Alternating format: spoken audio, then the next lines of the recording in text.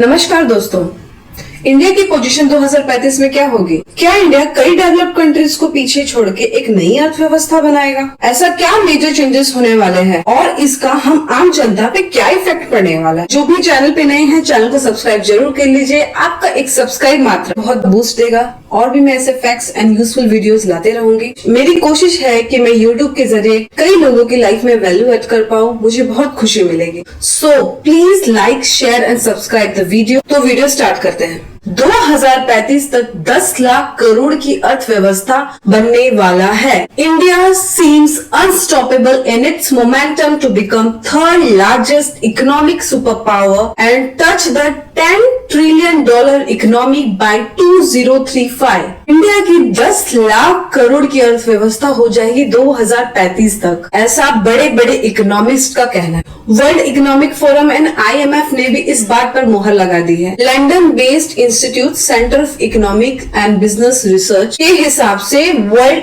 Recession की तरफ जा रहा है। फिर भी इंडिया थर्ड लार्जेस्ट, तीसरी बड़ी अर्थव्यवस्था बनने वाली है। कोरोना पैंडेमिक में इंडिया में थर्ड हाईएस्ट डेथ टोल था ग्लोबली। फिर भी इतने बड़े पैंडेमिक के बाद भी इंडिया $10 ट्रिलियन की इकोनॉमी के रूप में उभरने वाला है। करंट समय की बात करें तो इंडिया 5th पोजीशन पे है। USA, China, Japan, Germany and India. Germany और जापान को पीछे छोड़ के इंडिया चाइना से कम्पीट करेगा। और क्या ऐसा होने से इंडिया में गरीबी कम हो जाएगी?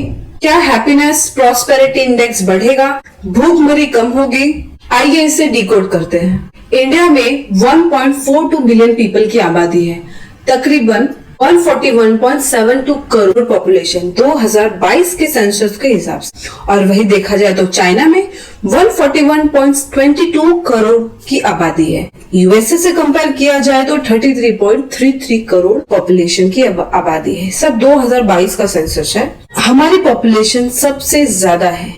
We are large economy but still a poor country. हमारे इंडिया में 40% से ज्यादा रिच पीपल है। अमीर और अमीर हो रहे हैं, गरीब और गरीब हो रहे हैं, क्योंकि टैक्स तो सब इक्वल पे करते हैं अपनी इनकम के हिसाब से।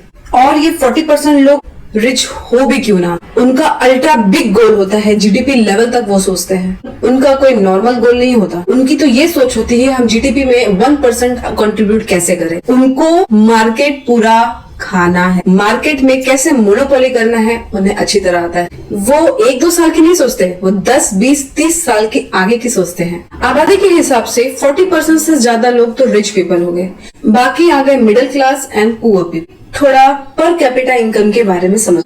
इंडिया की पर कैपिटा इनकम 2731 USD है, मतलब 2731 USD 2022 के सेंसस के हिसाब से। और वहीं USA का देखा जाए तो 77,950 USD और चाइना का 21,250 USD। मतलब इंडिया की पर कैपिटा इनकम बहुत कम है इन कंट्रीज के मुकाबले। पर कैपिटा इनकम के टर्म में 197 कंट्रीज में 136 पोजीशन है। अंदाजा लगा लीजिए कि हम कितना पीछे हैं इन सब से। मतलब भारत का हर व्यक्ति एवरेज एक औसतन एवरी ईयर 2731 मतलब 2731 USD कमाता है। इसका मतलब क्या है? इंडिया के पास काम नहीं है, भारत की कई आम जनता अनएम्प्लॉयमेंट है। हमारे यहाँ पे अनएम्प्लॉयमेंट बहुत ज्यादा है। हमारे गवर्नमेंट ने काफी अच्छे काम किए हैं और कर भी रहे हैं। मेरी गवर्नमेंट से दरख्वास्त है कि हमारा focus area manufacturing sector, environment को ध्यान में रखते हुए, जो कि आप गवर्नमेंट कर भी रही है, बट हमको मैन्युफैक्चरिंग सेक्टर को और भी बढ़ावा देना है।